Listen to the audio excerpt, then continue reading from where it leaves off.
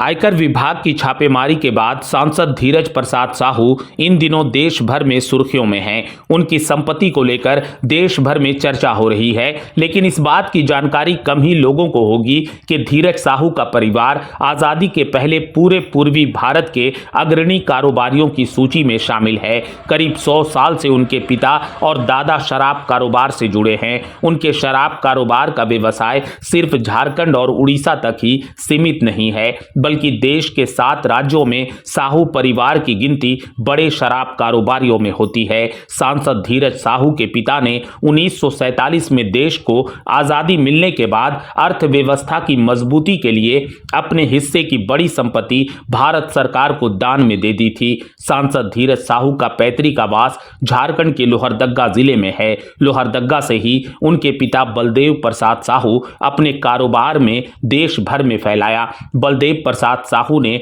आजादी की लड़ाई में भी बढ़ चढ़कर हिस्सा लिया। उन्होंने कई स्वतंत्रता सेनानी और उनके परिजनों को बढ़ चढ़कर मदद की। बलदेव साहू खुद भी एक स्वतंत्रता सेनानी थे।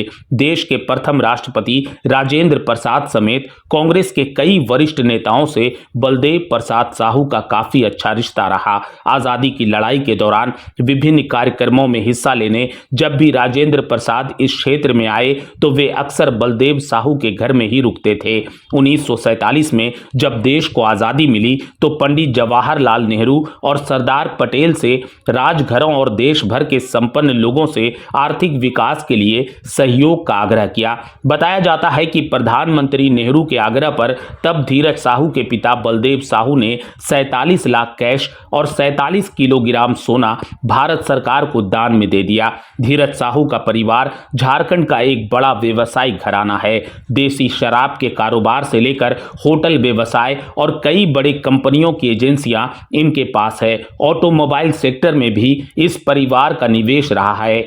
इसके अलावा बॉटलिंग प्लांट, अस्पताल समेत कई एफएमसीजी कंपनियों के एजेंसी इनके परिवार के पास है।